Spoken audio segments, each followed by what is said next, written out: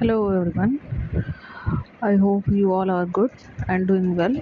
So आज का discussion start करते हैं जिसमें आज हम कुछ इम्पोर्टेंट टर्म्स के बारे में बात करेंगे जो अभी हाल फिलहाल कुछ दिनों में न्यूज़ में रही हैं और साथ में हमारी एग्ज़ाम की पॉइंट ऑफ व्यू से हमारे लिए इम्पोर्टेंट हो सकते हैं।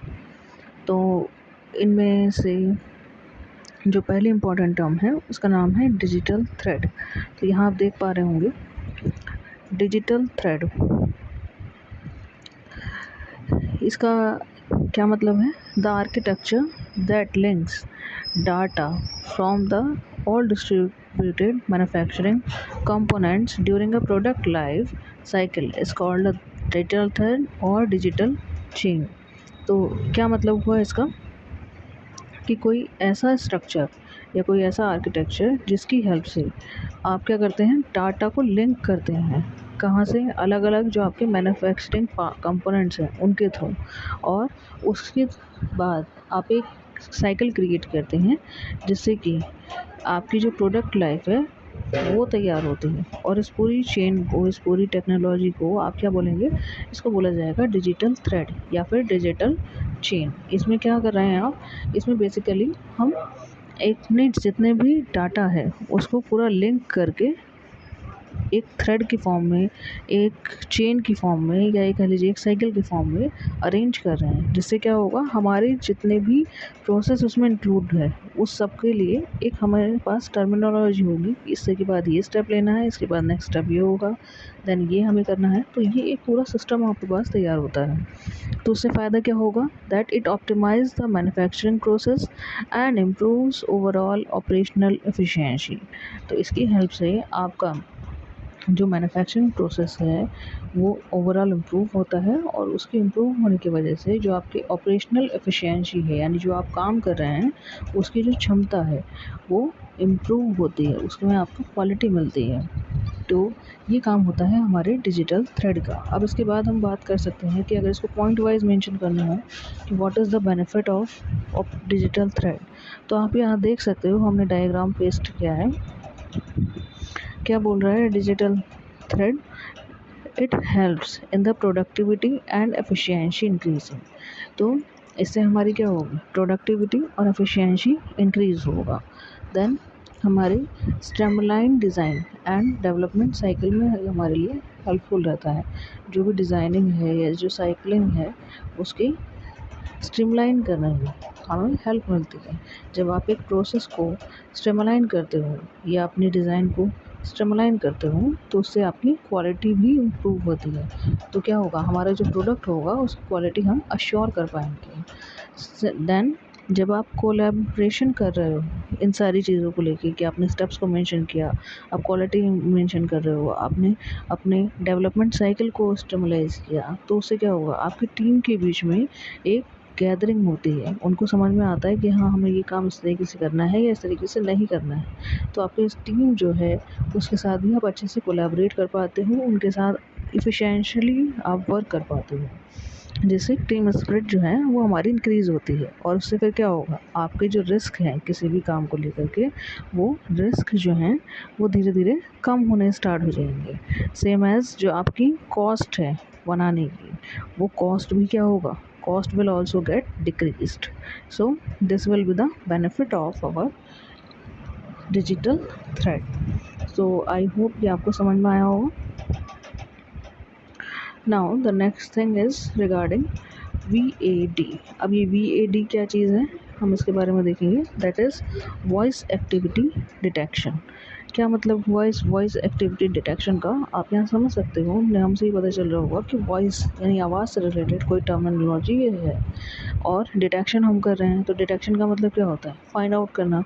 तो यानी कोई ऐसी वॉइस जो हमारे लिए उस पर्टिकुलर साउंड में अलग है, या उस पर्टिकुलर साउंड में वो कुछ डिफरेंशिएट क्रिएट कर रही है, तो उस पर्टिकुलर साउंड को हमें आइडेंटिफाई करना होगा। तो उसमें हमारे लिए VAD यूज़फुल है। Now you can see here that VAD is a key digital signal processing component and it is used in different speech based application। ये क्या है? एक की डिजिटल सिग्नल है जो क्या करेगा, प्रोसेस करता है कंपोनेंट्स को और उसकी हेल्प से अलग अलग जो हमारी स्पीच बेस्ड एप्लीकेशंस हैं उनमें डिफरेंस क्रिएट करता है। अब इसका यूज़ क्या है या आप इसको समझ कैसे सकते हैं, तो उसके अंदर आप पहले से देखिए क्या बोला जा रहा है। VED is a technique of identifying the presence of human speech in an audio by identifying the characteristics of human speech as a specific range और एनर्जी लेवल। ये क्या करता है, VED उस टेक्निक को आप कह सकते हैं जो पर्टिकुलरली किसी साउंड के अंदर या किसी रिदम के अंदर किसी पर्टिकुलर आप फ्रीक्वेंसी को चेक कर रहे हैं या किसी स्पेशल एनर्जी लेवल को आप चेक कर रहे हैं कि वो उसमें प्रेजेंट है या नहीं है। जैसे कोई पर्टिकुलर पर्सन साउंड के कुछ वर्ड्स पे स्पेशल एनर्जी दे के बात करता है तो हम उसको उस एनर्जी के बेसिस पे आइडेंटिफाई कर सकते हैं। तो ये उस का तरह का काम है। ये क्या है, प्रॉब्लम सॉल्विंग मेथड है बेसिकली, जिसमें हम अलग अलग फ्रिक्वेंसी रेंजेस और एनर्जी लेवल्स जो हमारी साउंड में क्रिएट होते हैं उसकी हेल्प से किसी भी ऑडियो के अंदर जो उसमें चेंजेस आए हैं या कोई स्पेशल पर्सन अगर वहाँ प्रेजेंट है तो उसको हम आइडेंटिफाई कर सकते हैं।